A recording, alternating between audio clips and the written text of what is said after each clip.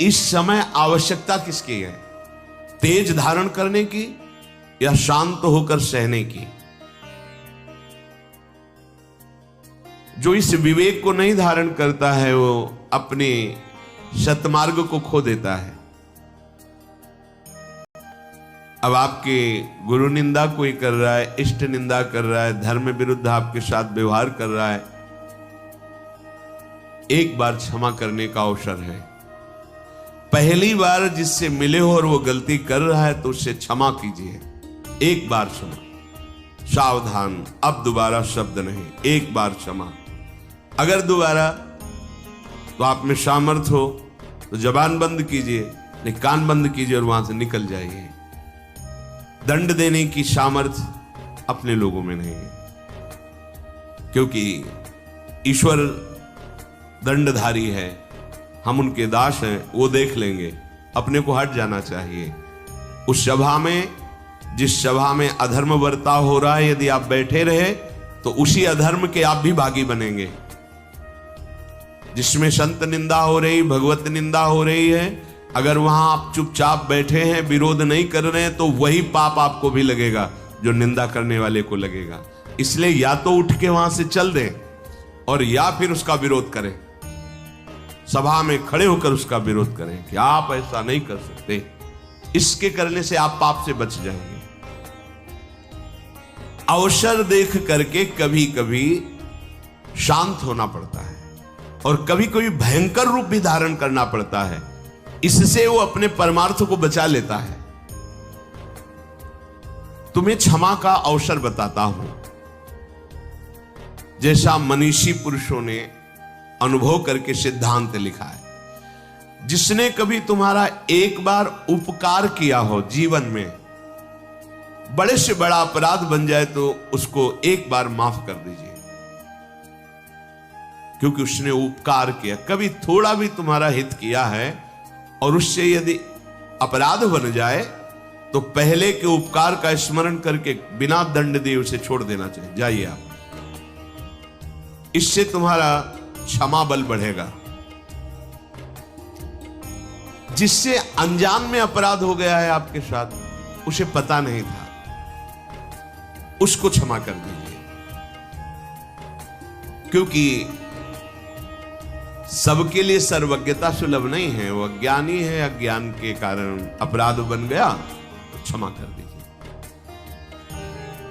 पर जिसको एक बार क्षमा कर दिया है और फिर वही अपराध तुम्हारे साथ कर रहा है, तो फिर उसके लिए क्षमा शब्द का प्रयोग नहीं, क्योंकि अब वो फिर तुम्हारे लिए बहुत हानिकारक हो जाएगा। उसके अपराध निवारण के लिए फिर कानून व्यवस्था है, धर्म व्यवस्था है। जो जानबूझकर तुम्हारे साथ बार बार अपराध कर रहा हो, उसको अब क्षमा करना ठीक नहीं है। ये शास्त्र आज्ञा करता है। एक बार क्षमा कर दिया शास्त्राबाहु अर्जुन को। बड़े क्रोध से भगवान परशुराम जी आए जब सुना कि जमदग्नि जी उनके पिता हैं, यहां से आश्रम का विनाश किया उसने और गौ आदि अपहरण करके ले गए। माता विलाप कर रही थी, उनका ऐसे समर्थ की मां विलाप कर रही, मैं इनका विनाश कर दूं। जमदग्नि जी ने कहा नहीं, पहला अपराध है, क्षमा कर। हमारा बल क्षमा है। लेकिन उद्दंडता उनकी इतनी बढ़ गई कि उन्होंने वध कर दिया आकर दोबारा जमदग्नि जी का। फिर भगवान परशुराम ने क्षमा नहीं किया। अपने तेज बल से और फरसे के बल से पूरे वंश का विनाश, काट काट के पहाड़ लगा दिए थे। तो जो उद्दंड है, पाप पे पाप करता जा रहा है, उसके लिए क्षमा शब्द का प्रयोग नहीं है। उसके लिए दंड ही उसके लिए सही औषधि है। प्राणी कोई भी हो, यदि एक बार अपराध करे तो विचार पूर्वक क्षमा कर देना चाहिए। यदि जानबूझकर दोबारा अपराध करता है तो उसे, ये दूसरों के लिए नहीं, अपने लिए भी लागू है। एक बार हमसे गलती हो गई तो प्रभु क्षमा कर देंगे। जानबूझकर गलती करो और सोचो कि भाई नाम या किसी से हम, तो उसको फिर नामापराध के अंतर्गत माना गया है और विशेष दंड का अपराधी। जैसे आपसे अभी तक गलती हो गई, पापाचरण हो गए, गंदे गंदे खाद्य और शब्द, आपने सत्संग सुना और अब लो नशानी अब ना नशे हो और भगवान की शरण में हो गए तो सब माफ हो गया। लेकिन अब नहीं होना चाहिए। अगर फिर होता है तो सब जुड़ जाएगा ब्याज सहित। जो दोबारा बार बार अपराध करता है, उस अपराध के लिए दंड देने से ही उसका सुधार होगा, क्षमा से नहीं। अच्छी तरह जांच पड़ताल कर ले और जब ये सिद्ध हो जाए कि ये अमुक बार बार अपराध कर रहा है तो उसके क्षमा योग्य बर्ताव नहीं करना चाहिए, क्योंकि उसका सुधार हो जाएगा, उसके अपराध का दंड यदि उसे मिलेगा।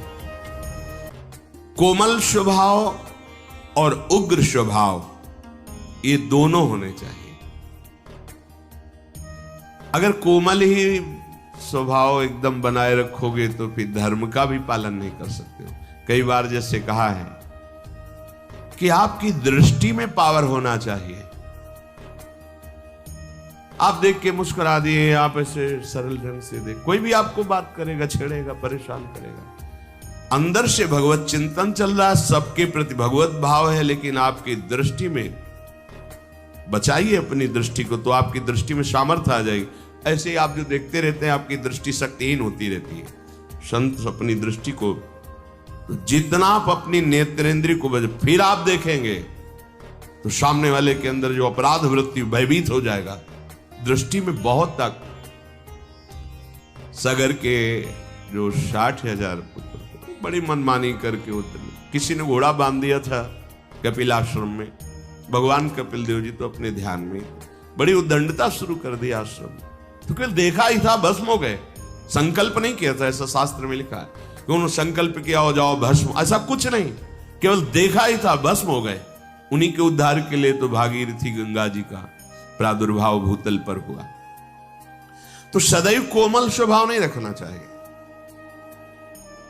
प्राय हमने महापुरुषों में भी देखा है, कभी कोमल बर्ताव तो कभी उग्र स्वरूप। उसे क्या होता है कि उद्दंड मनों पर अपने आप शासन होता है। बहुत दयालु हैं, बहुत कृपालु हैं, बहुत करुणामय हैं, तो आप देखो तुम्हारे मन की दशा क्या। अरे कुछ नहीं, 2 मिनट के बाद तो देखते हैं ना। और जब ये पता है कि अगर तो फिर हमें दंड मिलेगा, निष्कासित कर दिए जाएंगे, नाना प्रकार का क्लेश मिलेगा, तो मन भयभीत होकर सतमार्ग में चलता है। इसलिए भगवान का कभी शांत स्वरूप देखा जाता है, कभी उग्र स्वरूप देखा जाता है। इसलिए कभी गुरुजनों को भी देखा जाता है कि बहुत शांत हैं, तो कभी बहुत दंड विधान पे लागू कर दे, जब बाहर ताला लगा दे, बात नहीं करने, नहीं अंदर प्रवेश निषेध, ऐसा ऐसा। उसे मन को जो आपराधिक प्रवृत्ति में उत्साहित हो रहा था वो भय लगा और सतमार्ग में चल दिया। यद्यपि कोमलता बहुत ही साध्य विषय है, हृदय कोमल रखना चाहिए, पर हर समय बाहरी मृदुता ठीक नहीं है। जब बचाने के उद्देश्य से दमयंती जी को छुआ तो कुछ नहीं हुआ, और जब काम वासना तो उनका सावधान कदम आगे नहीं। अब साधारण भाव नहीं तुम्हारा काम भाव हो गया है। अगर कदम बढ़ाया तो तुम भस्म हो जाओगे, हम पहले तुम्हें बता रहे हैं। बढ़ाया तो भस्म हो गया। हम अहित नहीं चाहते किसी का, लेकिन कोई हमारे धर्म पर प्रहार करे, कोई हमारी इज्जत पर प्रहार करे, कोई ऐसा, तो ऐसे भी काम नहीं चलता है। बराबर भगवान भी ऐसे नहीं रहे हैं, और ऋषियों की भी देख लीजिए, जहां हुआ तो फिर इसका भी प्रयोग किया है। कहीं तेज की जरूरत होती है, कहीं क्षमा की जरूरत होती है। हर समय क्षमा ही क्षमा नहीं, और हर समय तेज ही तेज नहीं। क्षमा भी बल है और तेज भी बल है, और वही बलवान है जो भजन बल से युक्त है। जितना तुम में नाम है, हाँ देखा है, नाम का प्रभाव देखा है, भजन का बल देखा है। इसलिए देश काल और परिस्थिति का विचार करके कि इस समय हमें तेज का प्रयोग करना है या मृदुता का प्रयोग करना है, दोनों। अब कोई हमारे गुरुजनों पर प्रहार कर रहा है, कोई आक्षेप कर रहा है, कोई गाली दे रहा है, वहां हमारे भगवान है। नहीं, भगवान नहीं हो। अब पुष्प से पूजा नहीं होगी तुम्हारी। जिनके लिए प्राण समर्पित, अगर एक भी शब्द, तो ये प्राण हम समर्पित कर सकते हैं, लेकिन एक भी शब्द नहीं सुन सकते।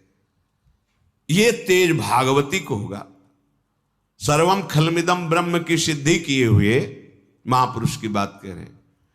एक भैरव सिद्ध करने वाला कपाली तांत्रिक भगवान शंकराचार्य जी के पास आया और कहा, महाराज आपके लिए देह तो मिथ्या है। कहा, परम सत्य। तो फिर आपकी गर्दन उतार ले जाए, हमारे सिद्ध काम में आएगी। आप जैसे ब्रह्म ऋषि की अगर परम पवित्र खोपड़ी से जो हम करेंगे तो भैरव सिद्ध हो जाएगा।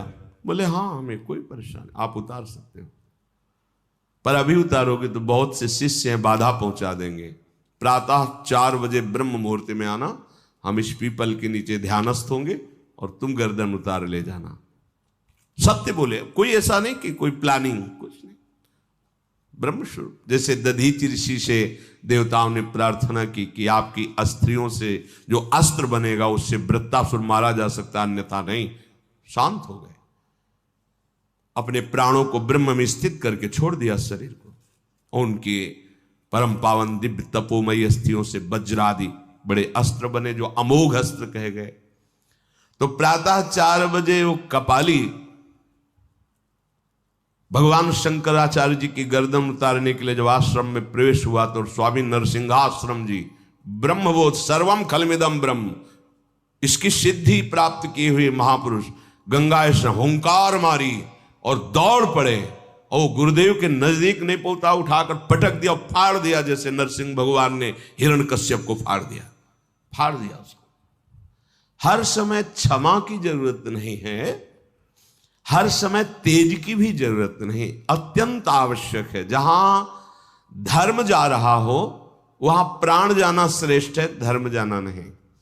जहां हमारे पूज्य आराध्य देव गुरुदेव का कहीं कोई किसी भी तरह से, वहां हमारे प्राण समर्पित होना परम धर्म होगा, ना कि वहां क्षमा।